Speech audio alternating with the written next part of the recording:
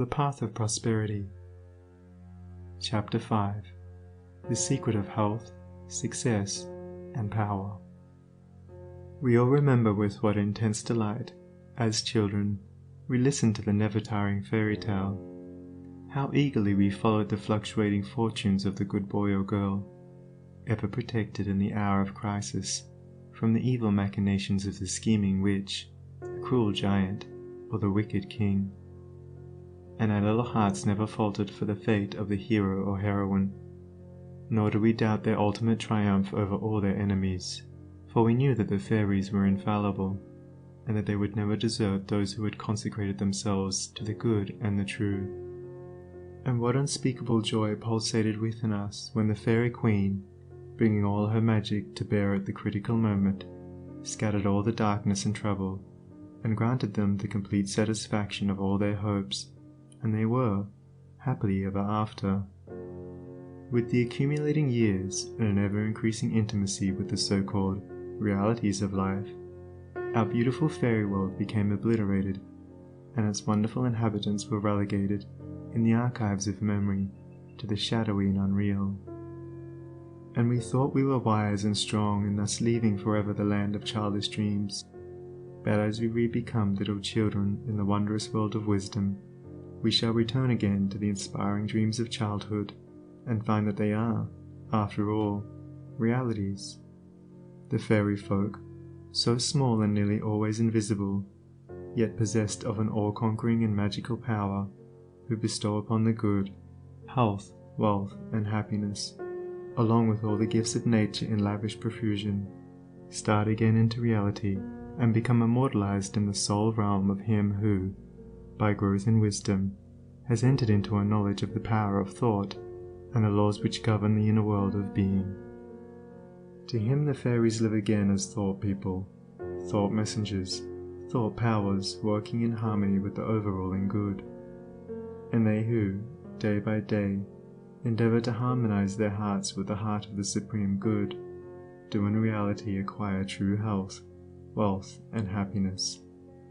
There is no protection to compare with goodness, and by goodness I do not mean a mere outward conformity to the rules of morality.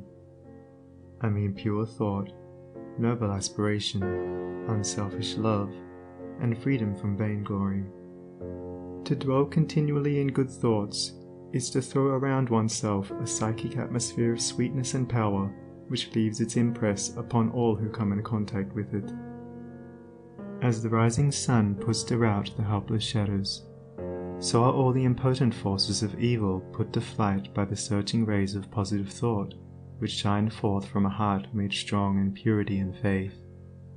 Where there is sterling faith and uncompromising purity, there is health, there is success, there is power. In such a one, disease, failure, and disaster can find no lodgment, for there is nothing on which they can feed. Even physical conditions are largely determined by mental states, and to this truth the scientific world is rapidly being drawn. The old, materialistic belief that a man is what his body makes him is rapidly passing away, and is being replaced by the inspiring belief that a man is superior to his body, and that his body is what he makes it by the power of thought. Men everywhere are ceasing to believe that a man is despairing because he is dyspeptic, and are coming to understand that he is dyspeptic because he is despairing. And in the near future, the fact that all disease has its origin in the mind will become common knowledge. There is no evil in the universe but has its root and origin in the mind, and sin, sickness, sorrow, and affliction do not, in reality, belong to the universal order, are not inherent in the nature of things, but are the direct outcome of our ignorance of the right relations of things. According to tradition, there once lived, in India, a school of philosophers who led a life of such absolute purity and simplicity that they commonly reached the age of 150 years, and to fall sick was looked upon by them as an unpardonable disgrace, for it was considered to indicate a violation of law. The sooner we realize and acknowledge that sickness, far from being the arbitrary visitation of an offended God, or the test of an unwise providence, is the result of our own error or sin, the sooner we shall enter upon the highway of health. Disease comes to those who attract it, to those whose minds and bodies are receptive to it, and flees from those whose strong, pure, and positive thought sphere generates healing and life-giving currents. If you are given to anger, worry, jealousy, greed, or any other inharmonious state of mind and expect perfect physical health, you are expecting the impossible, for you are continually sowing the seeds of disease in your mind. Such conditions of mind are carefully shunned by the wise man, for he knows them to be far more dangerous than a bad drain or an infected house. If you would be free from all physical aches and pains, and would enjoy perfect physical harmony, then put your mind in order and harmonize your thoughts. Think joyful thoughts, think loving thoughts. Let the elixir of goodwill course through your veins, and you'll need no other medicine. Put away your jealousies, your suspicions, your worries, your hatreds, your selfish indulgences, and you'll put away your dyspepsia, your biliousness, your nervousness and aching joints. If you will persist in clinging to these debilitating and demoralizing habits of mind, then do not complain when your body is laid low with sickness. The following story illustrates the close relation that exists between habits of mind and bodily conditions. A certain man was afflicted with a painful disease, and he tried one physician after another, but all to no purpose. He then visited towns which were famous for their curative waters, and after having bathed in them all, his disease was more painful than ever. One night he dreamed that a presence came to him and said, "Brother, hast thou tried all means of cure?" And he replied, "I have tried all." "Nay," said the presence, "come with me, and I will show thee a healing bath which has escaped thy notice." The afflicted man followed, and the presence led him to a clear pool of water, and said, "Plunge thyself in this water, and thou shalt surely recover," and thereupon vanished. The man plunged into the water, and on coming out, lo! his disease had left him, and at the same moment he saw written above the pool the word, "Renounce." Upon waking, the full meaning of his dream flashed across his mind, and looking within he discovered that he had, all along, been a victim to a sinful indulgence, and he vowed that he would renounce it forever. He carried out his vow, and from that day his affliction began to leave him, and in a short time he was completely restored to health. Many people complain that they have broken down through overwork. In the majority of such cases, the breakdown is more frequently the result of foolishly wasted energy. If you would secure health, you must learn to work without friction. To become anxious or excited, or to worry over needless details, is to invite a breakdown. Work, whether of brain or body, is beneficial and health-giving, and the man who can work with a steady and calm persistency, freed from all anxiety and worry, and with his mind utterly oblivious to all but the work he has in hand, will not only accomplish far more than the man who is always hurried and anxious, but he will retain his health, a boon which the other quickly forfeits. True health and true success go together, for they are inseparably intertwined in the thought realm. As mental harmony produces bodily health, so it also leads to a harmonious sequence in the actual working out of one's plans.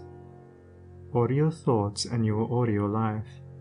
Pour the oil of tranquility upon the turbulent waters of the passions and prejudices, and the tempests of misfortune, howsoever they may threaten, will be powerless to wreck the bark of your soul as it threads its way across the ocean of life.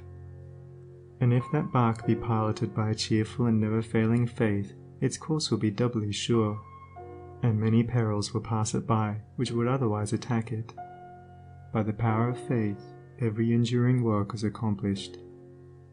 Faith in the Supreme, faith in the overruling law, faith in your work, and in your power to accomplish that work. Here is the rock upon which you must build if you would achieve, if you would stand and not fall. To follow, under all circumstances, the highest promptings within you, to be always true to the divine self, to rely upon the inward light, the inward voice, and to pursue your purpose with a fearless and restful heart, believing that the future will yield unto you the meed of every thought and effort, knowing that the laws of the universe can never fail, and that your own will come back to you with mathematical exactitude. This is faith, and the living of faith. By the power of such a faith, the dark waters of uncertainty are divided, every mountain of difficulty crumbles away, and the believing soul passes on unharmed. Strive, O reader, to acquire, above everything, the priceless possession of this dauntless faith, for it is the talisman of happiness, of success, of peace, of power, of all that makes life great and superior to suffering. Build upon such a faith, and you build upon the rock of the eternal, and with the materials of the eternal, and the structure that you erect will never be dissolved, for it will transcend all the accumulations of material luxuries and riches, the end of which is dust. Whether you are hurled into the depths of sorrow, or lifted upon the heights of joy, ever retain your hold upon this faith, ever return to it as your rock of refuge, and keep your feet firmly planted upon its immortal and immovable base. Centered in such a faith, you will become possessed of such a spiritual strength as will shatter, like so many toys of glass, all the forces of evil that are hurled against you, and you will achieve a success such as the mere striver after worldly gain can never know or even dream of. If ye have faith, and doubt not, ye shall not only do this, but if ye shall say unto this mountain, Be thou removed, and be thou cast into the sea, it shall be done. There are those today, men and women tabernacled in flesh and blood, who have realized this faith, who live in it and by it day by day, and who, having put it to the utmost test, have entered into the possession of its glory and peace. Such have sent out the word of command, and the mountains of sorrow and disappointment, of mental weariness and physical pain have passed from them, and have been cast into the sea of oblivion. If you will become possessed of this faith, you will not need to trouble about your success or failure, and success will come. You will not need to become anxious about results, but will work joyfully and peacefully, knowing that right thoughts and right efforts will inevitably bring about right results. I know a lady who has entered into many blissful satisfactions, and recently a friend remarked to her, "Oh, how fortunate you are! You only have to wish for a thing, and it comes to you." And it did, indeed, appear so on the surface, but in reality all the blessedness that has entered into this woman's life is the direct outcome of the inward state of blessedness which she has, throughout life, been cultivating and training toward perfection. Mere wishing brings nothing but disappointment. It is living that tells.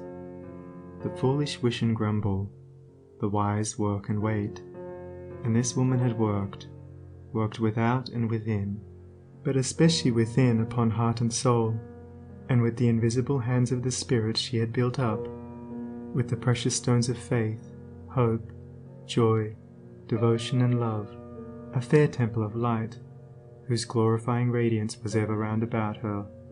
It beamed in her eye, it shone through her countenance, it vibrated in her voice, and all who came into her presence felt its captivating spell. And as with her, so with you. Your success, your failure, your influence, your whole life you carry about you, for your dominant trends of thought are the determining factors in your destiny. Send forth loving, stainless, and happy thoughts, and blessings will fall into your hands, and your table will be spread with the cloth of peace. Send forth hateful, impure, and unhappy thoughts, and curses will rain down upon you, and fear and unrest will wait upon your pillow. You are the unconditional maker of your fate, be that fate what it may. Every moment you are sending forth from you the influences which make or mar your life. Let your heart grow large and loving and unselfish, and great and lasting will be your influence and success, even though you make little money. Confine it within the narrow limits of self-interest, and even though you become a millionaire, your influence and success at the final reckoning will be found to be utterly insignificant. Cultivate, then, this pure and unselfish spirit, and combine with purity and faith, singleness of purpose, and you are evolving from within the elements, not only of abounding health and enduring success, but of greatness and power. If your present position is distasteful to you, and your heart is not in your work, nevertheless perform your duties with scrupulous diligence, and whilst resting your mind in the idea that the better position and greater opportunities are waiting for you, ever keep an active mental outlook for budding possibilities, so that when the critical moment arrives and the new channel presents itself, you will step into it with your mind fully prepared for the undertaking, and with that intelligence and foresight which is born of mental discipline. Whatever your task may be, concentrate your whole mind upon it. Throw into it all the energy of which you are capable. The faultless completion of small tasks leads inevitably to larger tasks. See to it that you rise by steadily climbing, and you will never fall. And herein lies the secret of true power. Learn, by constant practice, how to husband your resources, and to concentrate them, at any moment, upon a given point. The foolish waste all their mental and spiritual energy in frivolity, foolish chatter, or selfish argument, not to mention wasteful physical excesses. If you would acquire overcoming power, you must cultivate poise and passivity. You must be able to stand alone. All power is associated with immovability. The mountain, the massive rock, the storm-tried oak, all speak to us of power, because of their combined solitary grandeur and defiant fixity, while the shifting sand, the yielding twig, and the waving reed speak to us of weakness, because they are movable and non-resistant, and are utterly useless when detached from their fellows.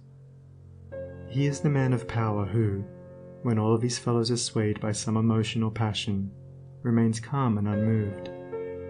He only is fitted to command and control who has succeeded in commanding and controlling himself. The hysterical, the fearful, the thoughtless and frivolous, let such seek company, or they will fall for lack of support.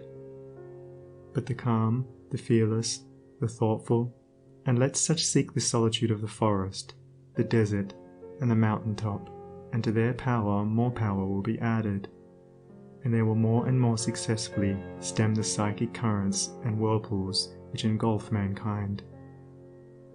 Passion is not power, it is the abuse of power, the dispersion of power. Passion is like a furious storm which beats fiercely and wildly upon the embattled rock, whilst power is like the rock itself, which remains silent and unmoved through it all. That was a manifestation of true power when Martin Luther, wearied with the persuasions of his fearful friends, who were doubtful as to his safety should he go to Worms, replied, "If there were as many devils in Worms as there are tiles on the housetops, I would go." And when Benjamin Disraeli broke down in his first parliamentary speech, and brought upon himself the derision of the House, that was an exhibition of germinal power when he exclaimed, "The day will come when you will consider it an honour to listen to me." When that young man, whom I knew, passing through continual reverses and misfortunes, was mocked by his friends and told to desist from further effort, and he replied, "The time is not far distant when you will marvel at my good fortune and success," he showed that he was possessed of that silent and irresistible power which is taking him over innumerable difficulties, and crowned his life with success. If you have not this power, you may acquire it by practice, and the beginning of power is likewise the beginning of wisdom. You must commence by overcoming those purposeless trivialities to which you have hitherto been a willing victim. Boisterous and uncontrolled laughter, slander and idle talk, and joking merely to raise a laugh, all these must be put on one side as so much waste of valuable energy. St. Paul never showed his wonderful insight into the hidden laws of human progress to greater advantage than when he warned the Ephesians against foolish talking and jesting which is not convenient. For to dwell habitually in such practices is to destroy all spiritual power and life. As you succeed in rendering yourself impervious to such mental dissipations, you will begin to understand what true power is, and you will then commence to grapple with the more powerful desires and appetites which hold your soul in bondage, and bar the way to power, and your further progress will then be made clear. Above all, be of single aim. Have a legitimate and useful purpose, and devote yourself unreservedly to it. Let nothing draw you aside. Remember that the double-minded man is unstable in all his ways. Be eager to learn but slow to beg. Have a thorough understanding of your work, and let it be your own. And as you proceed, ever following the inward guide, the infallible voice, you will pass on from victory to victory, and will rise step by step to higher resting places, and your ever-broadening outlook will gradually reveal to you the essential beauty and purpose of life. Self-purified, health will be yours. Faith-protected, success will be yours. Self-governed, power will be yours. And all that you do will prosper, for, ceasing to be a disjointed unit, self-enslaved, you will be in harmony with the great law, working no longer against, but with, the universal life, the eternal good. And what health you gain, it will remain with you. What success you achieve will be beyond all human computation, and will never pass away. And what influence and power you wield will continue to increase throughout the ages, for it will be a part of that unchangeable principle which supports the universe. This, then, is the secret of health, a pure heart and a well-ordered mind. This is the secret of success, an unfaltering faith and a wisely directed purpose, and to rein in, with unfaltering will, the dark steed of desire. This is the secret of power. All ways are waiting my feet to tread, the light and dark, the living and the dead, the broad and narrow way, the high and low, the good and bad, and with quick step or slow, I now may enter any way I will, and find, by walking, which is good, which ill. And all good things my wandering feet await, if I but come, with vow inviolate, unto the narrow, high and holy way of heart-born purity, and therein stay, walking, secure from him who taunts and scorns, to flowery meads across the path of thorns. And I may stand where health, success, and power await my coming, if, each fleeting hour, I cling to love and patience, and abide with stainlessness, and never step aside from high integrity. So shall I see at last the land of immortality, and I may seek and find, I may achieve, I may not claim, but, losing, may retrieve. The law bends not for me, but I must bend unto the law, if I would reach the end of my afflictions, if I would restore my soul to light and life, and weep no more. Not mine the arrogant and selfish claim to all good things, be mine the lowly aim, to seek and find, to know and comprehend, and wisdom-ward all holy footsteps wend. Nothing is mine to claim or to command, but all is mine to know and understand. End of chapter 5.